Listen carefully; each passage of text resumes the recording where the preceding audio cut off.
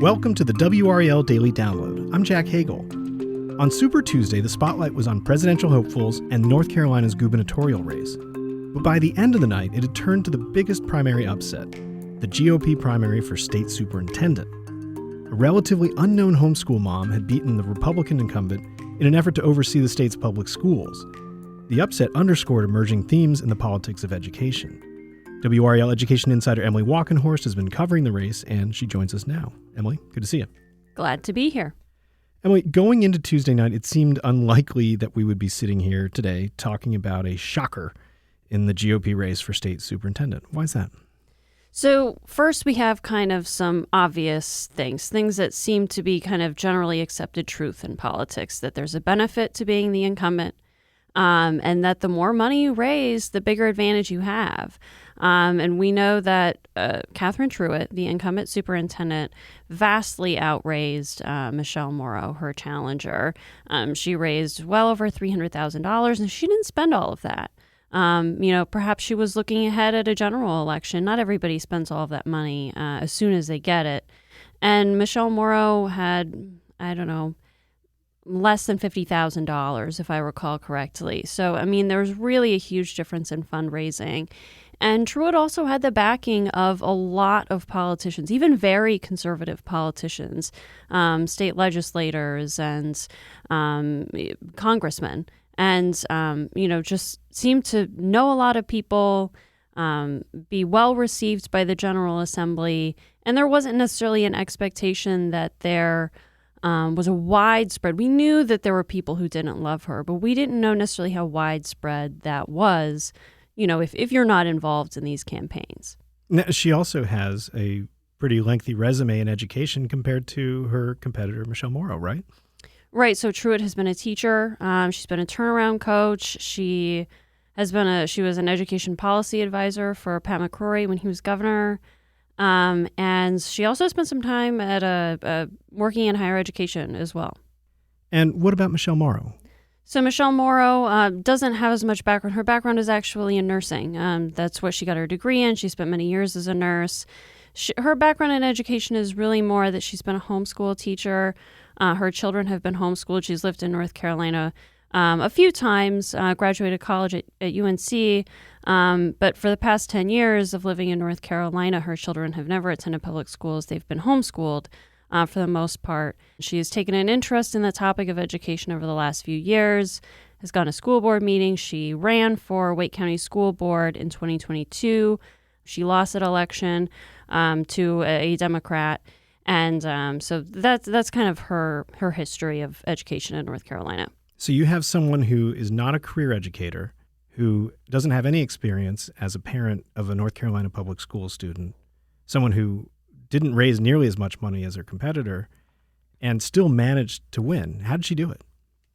So she just, it's very clear. She had yard signs everywhere. She's very active on social media, very, very active. And she has been for years, since before she even ran for Wake County School Board in 2022. So, getting the word out there is a huge part of this job. And the more people you meet, the more votes you can get. You can see that with other candidates. Sometimes the people who seem to be relatively unknown, but who go out there and shake a million hands, maybe they don't win, but they, get maybe a lot more votes than you would expect for somebody of their notoriety. And so basically she was just very active. And I've talked to different people who are like, I live in Wake County and, there were Morrow yard signs everywhere. And I was very surprised there were no Truitt signs anywhere. And they didn't think that their neighborhood was necessarily for Morrow, but their neighborhood was full of Morrow signs, not Truitt signs. So there's kind of this feeling that Truitt wasn't as active. She wasn't as active on social media. She wasn't at as many events.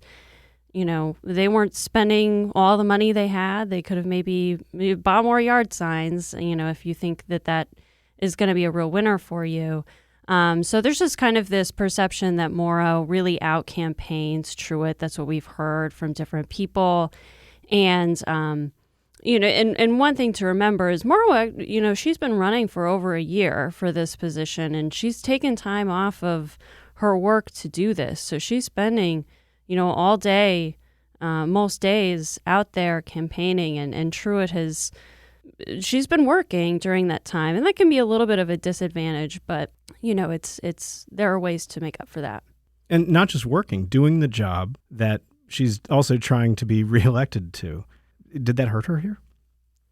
So it could in a way, just by making her very busy. She's still very dedicated to her job. But you could also look at it as the kind of the politics that we're in. If you have, increasingly polarized politics on the right and left, and people want to see big change, and those are the people who come out and vote in primaries, are people who tend to be more conservative or tend to be more liberal, and they're the ones voting. They're hungrier for change. And with the position of superintendent, there are things you can do to make changes, but a lot of the biggest changes that sometimes you hear people propose, you need the General Assembly for that. So it's not the easiest position that you can just come in and say, hey, I'm going to do this or I'm going to do that.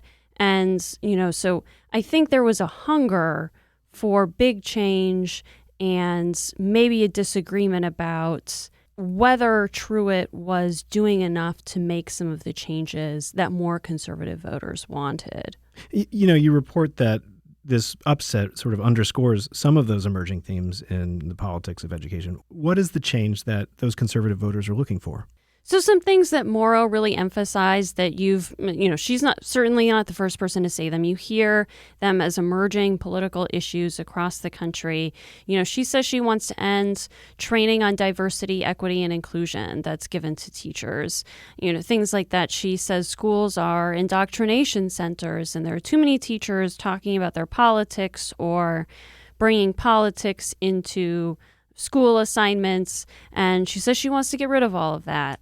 And she has other things that she said she wants to do, stricter discipline in school, smaller class sizes, and certain things that she said she wants to do. She can't, if she were superintendent, she would not unilaterally be able to do. She would need the General Assembly to reduce class sizes, for example.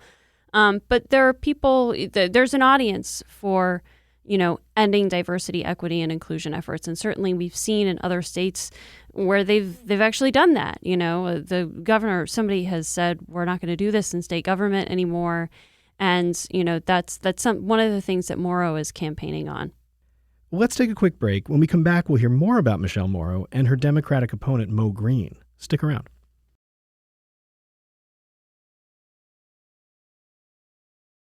Welcome back to the WRAL Daily Download. We're talking with WRAL education insider Emily Walkenhorst about the race to run North Carolina's public schools.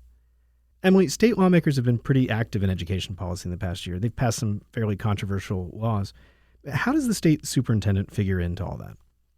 So the state superintendent oversees the Department of Public Instruction, and basically what they do is they administer things to schools, they administer funding, they oversee funding, they do all these things. And so part of that is, when a law is passed, they have to get their attorneys together and figure out, how do we tell schools to comply with this? So part of that might be recommending a policy for the State Board of Education to implement for that law, or even just drafting guidance documents and telling school systems and school boards locally, hey, this is how we believe you need to comply with this law. There's always a little bit of room for interpretation for, hey, this bill says this and it's not super precise. And so what do we think that means? The term notification of something, that was something that was in the Parents' Bill of Rights. People must be notified of something. Well, what is notification? Is that a call? Is it an email? Is it a text?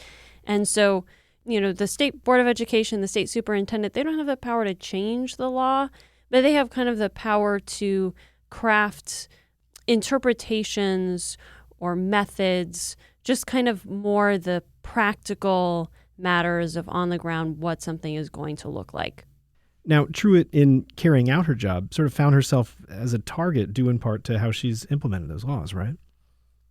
Right. So when the Parents' Bill of Rights, it initially passed in, I believe, June, but then the governor vetoed it. And in August, so, a week, 2 weeks before school was about to start, the legislature overrode that veto. And there was kind of this thinking that, well, obviously they were going to override this veto. You've seen this bill. It was actually first introduced in 2021, but, just took a while to get passed. And, so the thinking was, well, schools have had plenty of time to prepare for this. But what ended up happening is a lot of school systems and school boards just started saying, hey, this law is a lot. It's many pages. It's not all clear. I gave that example of notification. What is notification?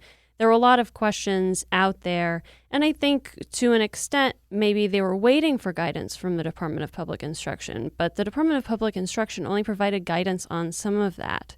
And instead, school boards and school systems looked to other agencies and other attorneys to craft their policies. Ultimately, they said, we need more time.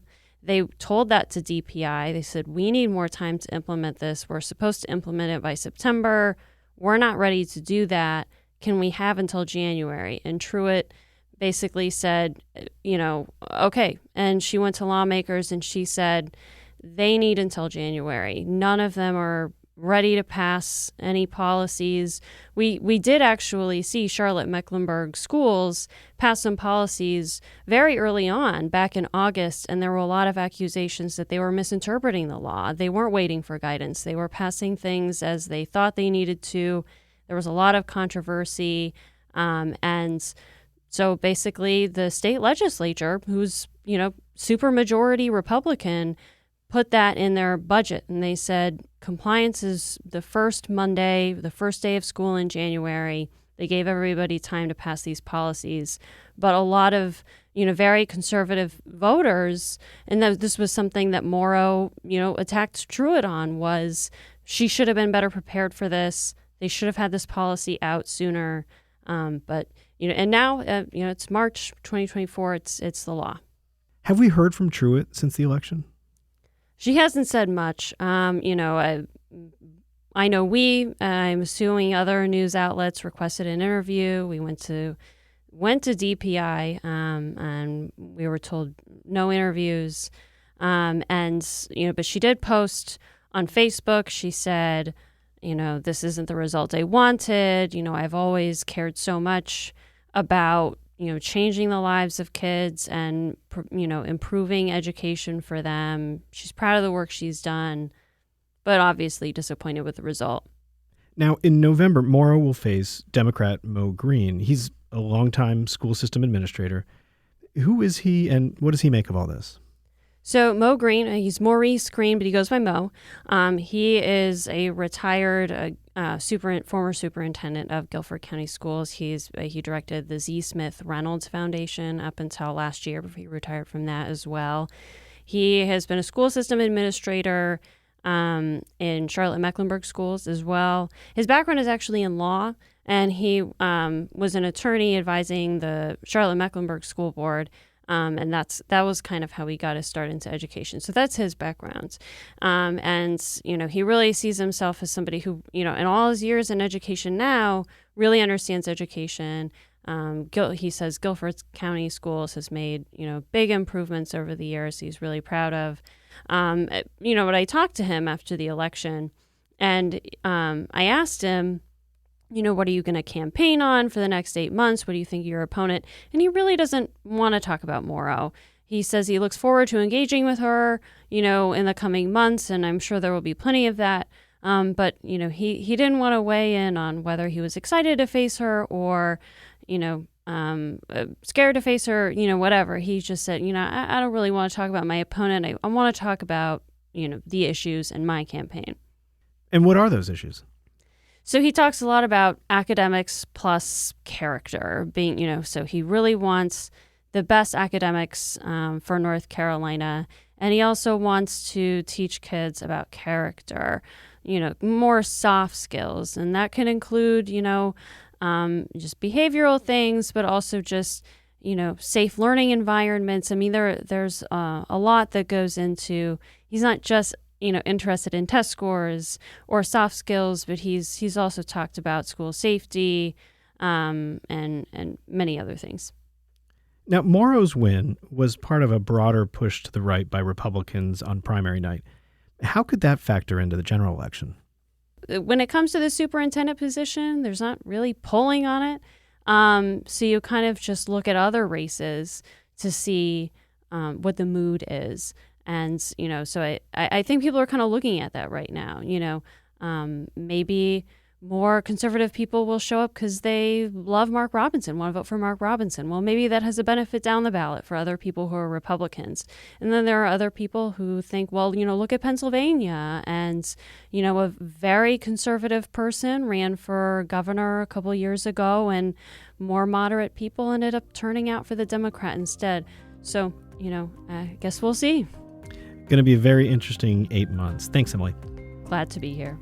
That's WRAL Education Insider Emily Walkenhorst for her coverage of the state superintendent race. Visit the NC Capital section of WRAL.com. I'm Jack Hagel. Thanks for joining us, and thanks for listening to the WRAL Daily Download and for making us part of your morning routine.